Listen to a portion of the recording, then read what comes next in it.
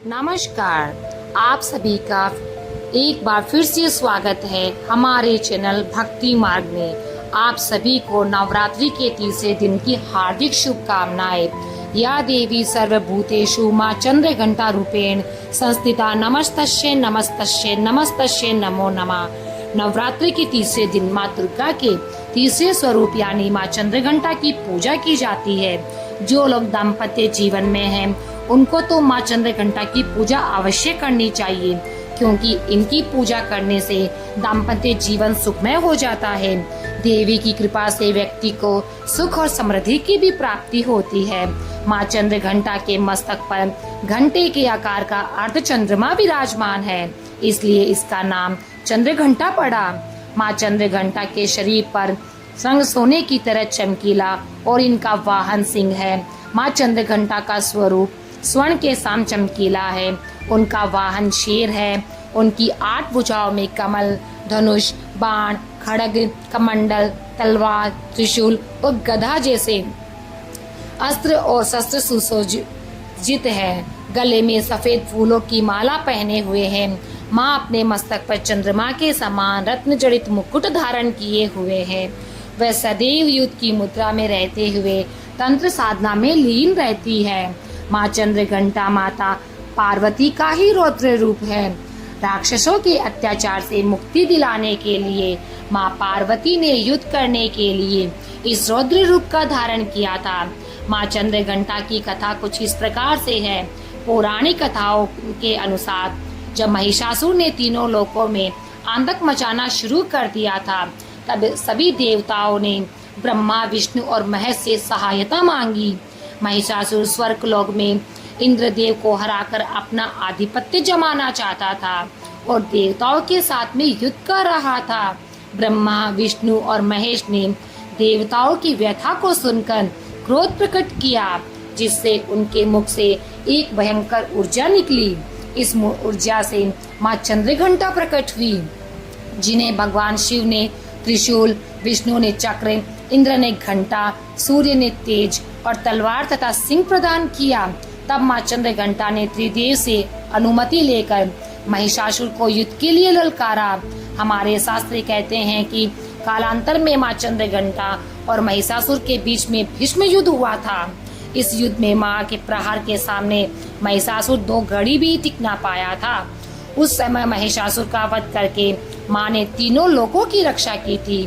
तीनों लोकों में मां के जयकारे गूंजने लगे और कालांतर से मां चंद्र घंटा की पूजा उपासना की जाने लगी। मां अपने भक्तों के सभी दुख को हर लेती है, साथ ही उन्हें सुख, समृद्धि और शांति भी प्रदान करती है। इसलिए साधक को पूरी श्रद्धा, मन से, भाव से नवरात्रि के तीसरे दिन चंद्र घंटा की उपासना करनी चाहिए। माना जाता है कि मां चंद्र घंटा की पूजा करने से व्यक्ति को आध्यात्मिक शक्ति प्रदान होती है और वे सभी प्रकार के रोग और कष्टों से मुक्ति पा जाता है। मां चंद्र घंटा को भोग लगाने के लिए केसर की खीर का भोग लगाया जाता है। इसके साथ ही लौंग, इलायची, पंचमेवा और दूध से बनी अन्य मिठाइयों का भी प्रयोग आप कर सकते हैं। साथ ही मां के भोग में मिश्री अवश्य रखें और पेड़े का भोग भी आप अवश्य लगा सकते हैं। मां को लाल रंग बहुत ही प्रिय है। लाल रंग को शक्ति और वृद्धि का प्रतीक माना जाता है। मां की पूजा में लाल रंग के वस्त्र पहनकर पूजा करना सबसे शुभ माना जाता है। मां चंद्र घंटा आपके पूरे परिवार पर कृपा बनाए रखे। मां चंद्र घंटा की पूजा में आप लाल रंग का पुष्प उन्हें अर्पित कर सकती है और आपके सुख और समृद्धि और सेहत से इसमें वृद्धि होती है।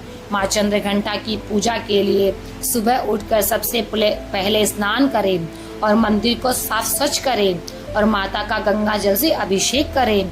मैया को फिर अक्षत, लाल चंदन, चुनरी, सफेद और लाल फूल अर्पित करें और सभी देवी देवताओं को जल अभिषेक करके फूल और तिलक लगाएं, प्रसाद चढ़ाएं, फल चढ़ाएं, प्रसाद के रूप में फल और मिठाई भी चढ़ाएं। घर के मंदिर में धूप, पत्ती तथा घी का भी दीप जलाएं। फिर दुर्गा सप्तशती और दुर्गा चालीसा का पाठ करें। फिर पान के पत्तों पर कपूर और लौंग रखकर माता रानी की आरती करें और व्रत कथा सुने। अंत में माता से अपने जीवन के लिए कामना करें और अपने किए गए पापों, अनजाने में हुई भूल के लिए क्षमा प्रार्थना भी करें। माँ चंद्रघंटा का मंत्र है ओम देवी चंद्रघंटाय नमः, इंग श्री अंबिकाय नमः। तो यह थी माँ चंद्रघंटा की पावन व्रत कथा। आपको ये कथा कैसे लगी हमें कमेंट में ज़रूर बताएं। यदि आपको हमारी ये कथा पसंद आई हो तो हमारे चैनल को सब्सक्राइब करना ना भूलें और इसे अपने दोस्तों के साथ में जरूर शेयर करें ताकि नवरात्रि के इस पावन पर्व पे सभी इस कथा का लाभ ले सकें। साथ ही आप हमारे चैनल को सब्सक्राइब करना बिल्कुल भी ना भूलें और कमेंट बॉक्स में जय माता दी अवश्य लिखिए।